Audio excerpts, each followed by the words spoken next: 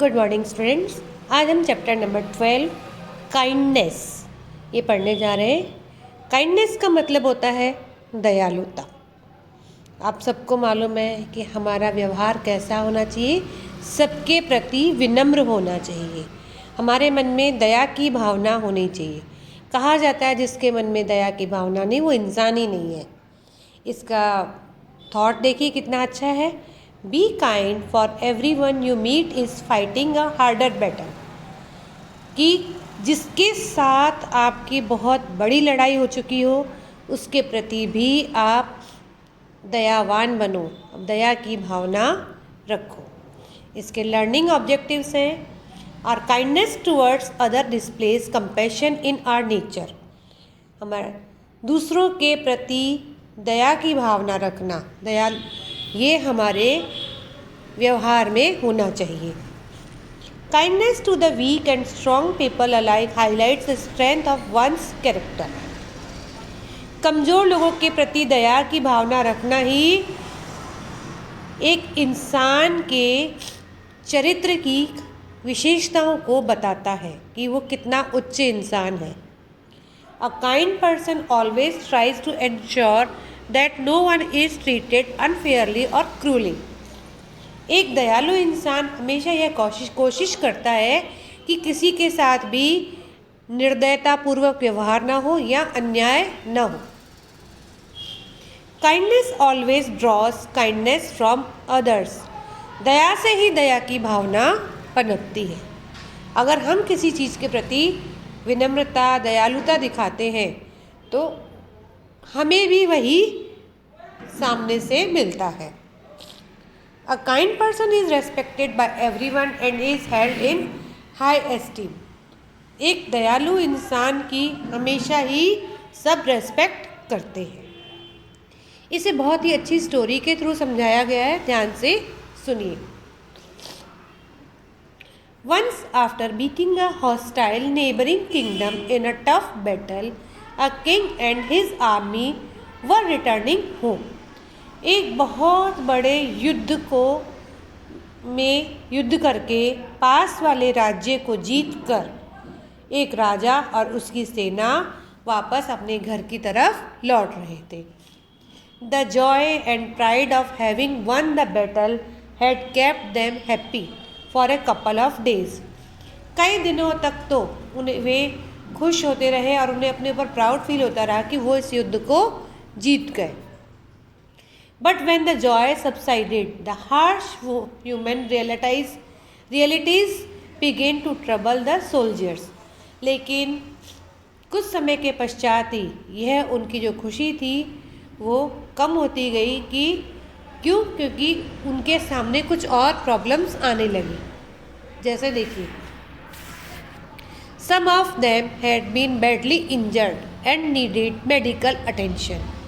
कुछ लोग जो घायल हो गए थे उन्हें मेडिकल सपोर्ट की ज़रूरत थी। Their horses were tired and needed rest. उनके घोड़े भी थक चुके थे और उन्हें आराम चाहिए था। Their limited food supply had ended and they required food immediately. उनके पास जो खाना था वो भी ख़त्म हो चुका था और उन्हें immediately खाना भी चाहिए था। And they had a long, desolate stretch to cross before they would reach the nearest village. अब पास वाले गांव में पहुंचने से पहले उन्हें एक बहुत बड़ा रेतीला मैदान पार करना था। They were passing through a vast desert that hardly had any human habitation. वे बहुत बड़े रेगिस्तान से पार हो रहे थे जहाँ पर भी कि किसी भी इंसान का मिलना नामुमकिन था। They had no choice except moving on till some help could be obtained. उनके जब तक उन्हें कोई सहायता न मिले उनके पास और कोई चारा ही नहीं था। After travelling for one more day they saw a small hut surrounded by wild thorny bushes in the middle of a sandy stretch. एक दिन और सफ़र करने के बाद उन्हें उस मैदान में झाड़ियों के पीछे एक छोटी सी झोपड़ी दिखाई दी। The king ordered 2 of his men to go to the hut and see if there was any food or someone who could help where they could get some food. तब राजा ने अपने 2 आदमियों को उस झोपड़ी की तरफ जाने के लिए कहा और कहा कि वो देख के आए कि वहाँ पर क्या उन्हें खाना मिल सकता है या फिर कोई उन्हें बता सके कि कहाँ से वे खाना प्राप्त कर सकते हैं। The 2 men went into the hut and found a thin young man sitting on a cot and eating bananas. वो 2 आदमी झोपड़ी में गए और उन्होंने वहाँ एक पतले दुबले से आदमी को देखा जो कि एक चारपाई पर बैठा हुआ था और क्या खा रहा था? केले खा रहा था। Their eyes lit up. उनकी आंखें चमक उठी। क्यों चमकी? क्योंकि उन्हें खुशी हो गई कि कोई उन्हें मदद के लिए मिल गया। One of them said to the young man, उनमें से एक आदमी उस आदमी से बोला, Listen, let give us all food that is there in this house or be ready to face dire consequences. सुनो, तुम्हारे इस घर में जितना भी खाना है सब हमें दे दो, नहीं तो फिर मरने के लिए तैयार हो जाओ। The young man turned around, looked at the men and thought they were robbers. उस आदमी ने उसकी तरफ देखा और सोचा कि ये तो डाकू हैं। Instantly he pulled out a whip from under his coat and attacked them with all his might. तभी उसने अपने चारपाई के नीचे से एक हंटर निकाला और उस पूरी जोर लगाकर उन पर हमला कर दिया। They had to run away to save themselves. ये दोनों सिपाही अपनी जान बचाकर वहाँ से भाग गए। When they went back and narrated the whole episode to their friends, the soldiers were agitated. How dare that man hit the king's soldiers? He will have to pay for it, said one of them. वे जब वापस वहाँ पर आए और उन्होंने सारी बात अपने मित्रों को बताई तो सारे सोल्जर सैनिकों ने कहा कि उस आदमी की हिम्मत कैसे हुई कि वो राजा के सैनिकों के साथ ऐसा व्यवहार करे, उसे इसका भुगतान तो करना ही पड़ेगा। This time 4 soldiers went inside the hut, ordered the young men to bring food. They too behaved in such a way that the young men took them for robbers and beat them up. इस बार 4 सैनिक झोपड़ी में गए और उस आदमी को अपने घर से सारा खाना लाने के लिए कहा। उन्होंने भी वैसा ही व्यवहार किया जैसा कि पहले व्यक्तियों ने किया था और उसने आदमी ने भी उन्हें डाकू समझकर उन्हें मारकर वहाँ से भगा दिया। When many soldiers in different batches were chased away by the young men, a wise soldier decided to take the matter up with the king.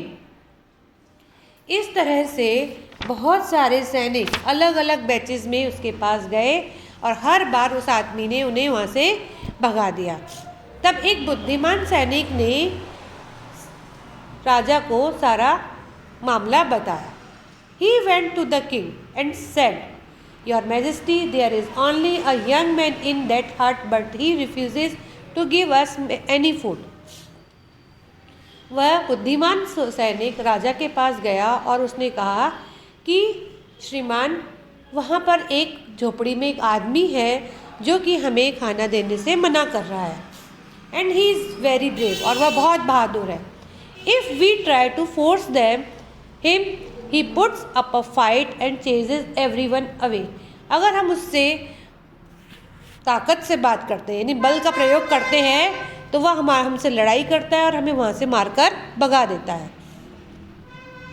The clever king understood that his man may not have treated the man well and so they have received bad treatment themselves. वह राजा बहुत बुद्धिमान था, वह समझ गया कि उसके आदमियों ने उस आदमी के साथ सही व्यवहार नहीं किया है, तभी उन्हें उस तरह से उसने वहाँ से मारकर भगा दिया। He said with a smile, वह मुस्कुराते हुए बोला, Do not send any more soldiers there. I will myself go and seek the young man's help.